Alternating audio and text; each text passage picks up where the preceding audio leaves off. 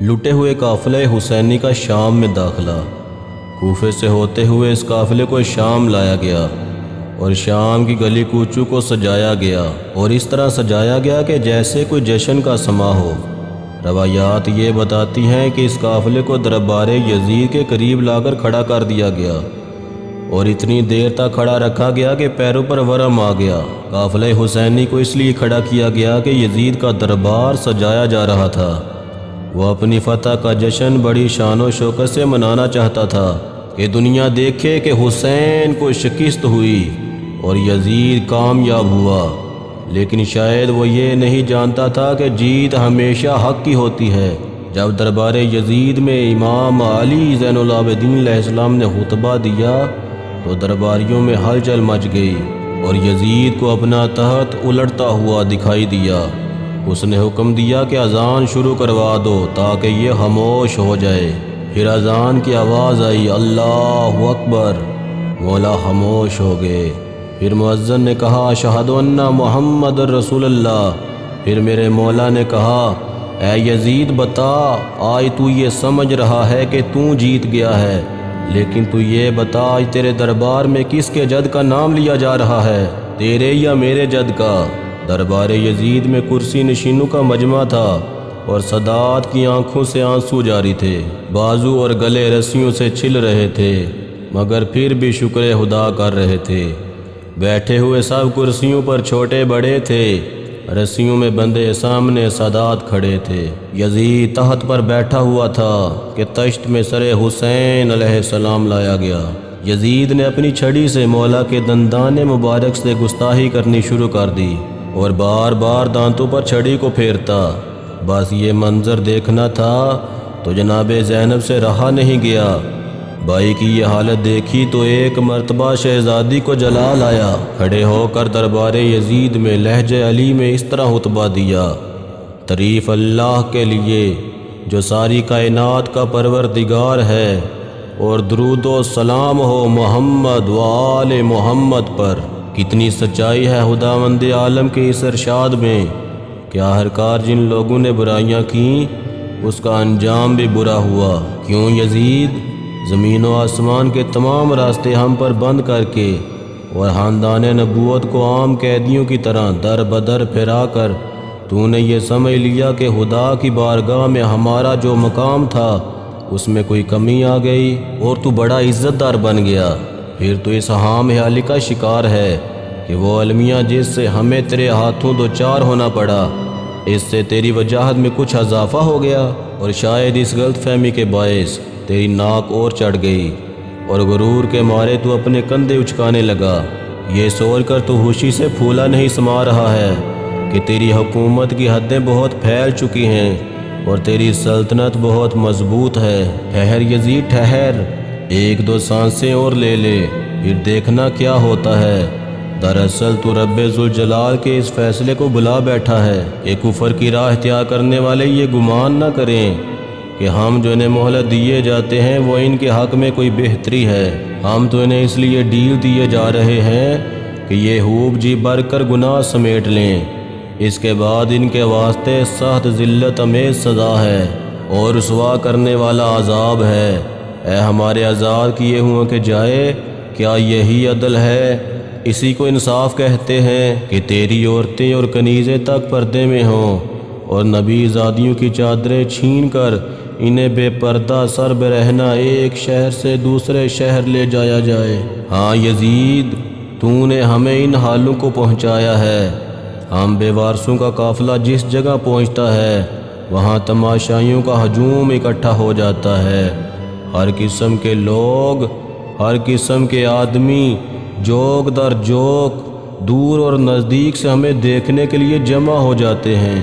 اس کارواں کا نہ کوئی ساتھی ہے، نہ حمایتی، نہ دوست، نہ نگہباں۔ ہاں مگر جس کا تعلق ہمارے بزرگوں کا جگر چبانے والوں سے ہو، بھلا اس کے دل میں ہمارے لیے کوئی نرم گوشہ کہاں سے پیدا ہو سکتا ہے؟ اے یزید، تو کہہ رہا ہے کہ کاش ہمارے آباء و اجداد زندہ ہوتے جو بدر میں مارے گئے تھے، وہ میری تعریف کرتے اور خوش ہو کر کہتے، اے یزید تیرے ہاتھ کبھی شل نہ ہو، تو نے محمد کے گھرانے سے کیا خوب انتقام لیا ہے۔ اے یزید، تو جو کچھ کر رہا ہے اور جو کچھ کہتا چلا جا رہا ہے وہ تیری اندرونی کفیت کا اظہار ہے۔ ذرا دیکھ تو صحیح بے ادب، اپنی چھڑی سے تو جس مقدس ہستی کے ہونٹوں کے ساتھ گستاخی کر رہا ہے وہ جوانان جنت کا سردار ہے۔ تو نے محمد کے پیاروں کا خون بہا کر اور عبد المطلب کے چاند تاروں کو خاک میں ملا کر اپنے سوکھے ہوئے زخموں کو پھر سے ہرا اور بھرے ہوئے گاہوں کو کچھ اور گہرا کر دیا ہے۔ اور تو جو اپنے بزرگواروں کو پکارتا ہے، ان قریب تو بھی اسی گھاٹ اترنے والا ہے۔ اے پروردگار، تو ان ظالموں سے انتقام لے اور انہیں دردناک عذاب میں مبتلا کر جنہوں نے ہمارا خون بہایا اور ہمارے مددگاروں کو قتل کیا۔ اے یزید، تو اس کام سے کسی کو اذیت نہ پہنچا سکا، بلکہ تو نے اپنا نقصان کیا اور خود کو زخمی کیا۔ تو نے اپنے ہی ہاتھوں اپنی عاقبت خراب کی۔ تو بہت جلد رسول خدا صلی اللہ علیہ وآلہ وسلم کے سامنے پیش کیا جائے گا، کیوں نہ کہ تو نے ان کی عطرت کا خون بہایا اور ان کی بے حرمتی کی۔ اس کا گناہ تیری گردن پر ہوگا۔ خدا ان قریب اہل بیت اور ان کی جماعت کو ایک جگہ جمع کرے گا، اور جو تو نے ان پر ظلم کیا ہے اس کا تو اس سے انتقام لے گا۔ خدا فرماتا ہے، جو لوگ راہ خدا میں شہید کیے جائیں ان کو ہرگز مردہ نہ سمجھو، بلکہ وہ زندہ ہیں اور اپنے پروردگار کی بارگاہ سے رزق پاتے ہیں۔ اور اے یزید، تیرے لیے یہی بہت ہے کہ جب خدا تیرا حاکم ہوگا اور فیصلہ کرنے والا ہوگا اور حضرت محمد مصطفیٰ صلی اللہ علیہ وآلہ وسلم تیرے خلاف مقدمہ درج کریں گے۔ بہت جلد ان لوگوں کو معلوم ہو جائے گا جو تیرے مددگار رہے اور تجھے تخت پر بٹھایا اور مسلمانوں پر مسلط کیا۔ ان قریب تجھے معلوم ہو جائے گا کہ ظالموں کا انجام کیسا بد ہے، تیری آخرت کتنی بری ہے۔ اے یزید، یہ تو زمانے کا انقلاب ہے کہ مجھے تجھ جیسے آدمی سے بات کرنے پر مجبور ہونا پڑا، لیکن میں تیری اوقات جانتی ہوں اور تجھے حقیر سمجھتی ہوں۔ یہ ہماری آنکھیں گریہ کناں ہیں، ہمارے سینوں میں غم کی آگ بھڑک رہی ہے۔ یہ بات کس قدر تعجب امیز ہے کہ شیطان گروہ کے ہاتھوں خدا کے طیب و طاہر گروہ کو شہید کیا گیا، اور اس شیطانی گروہ کے داہن نے ہمارا گوشت چبایا، اور پاکیزہ جسموں پر جو زمین پر پڑے ہیں جنگل کے جانور فریاد کر رہے ہیں۔ اے یزید، تو نے ہم پر مال غنیمت سمجھ کر قبضہ کیا، ان قریب تجھ سے اس کا بدلہ لیا جائے گا اور تجھے کچھ بھی حاصل نہ ہوگا۔ خدا کسی پر ظلم نہیں کرتا، اس کی بارگاہ میں شکایت کریں گے، وہی ہمارا پناہ گاہ ہے۔ تو ہمارے ذکر کو نہیں مٹا سکتا، تو چاہے جتنی مرضی کوشش کر لے ہماری شریعت کو نہیں مٹا سکتا، اور تو کبھی بھی ہمارے مرتبے کو نہیں پہنچ سکتا۔ تو نے جو بے شرمی کا داغ اپنے دامن پر لگایا ہے تو اسے کبھی دھو نہیں سکتا۔ تیری رائے پست ہے اور تیری حیثیت نہایت گری ہوئی ہے، اور تیری زندگی کے بہت کم دن رہ گئے ہیں۔ خدا کی لعنت ہو ظالمین پر۔ حمد و ثنا ہے پروردگار عالم کی، اور اس کا شکر ہے جس نے ہماری ابتدا و سعادت و نصرت سے کی ہے اور ہماری انتہا شہادت اور رحمت پر مکمل کی ہے۔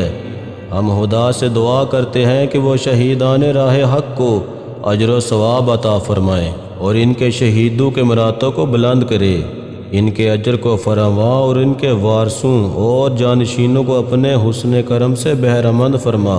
یقیناً وہ بڑا مہربان ہے، ہمارے لیے اللہ کافی ہے اور وہی بہترین کارساز ہے۔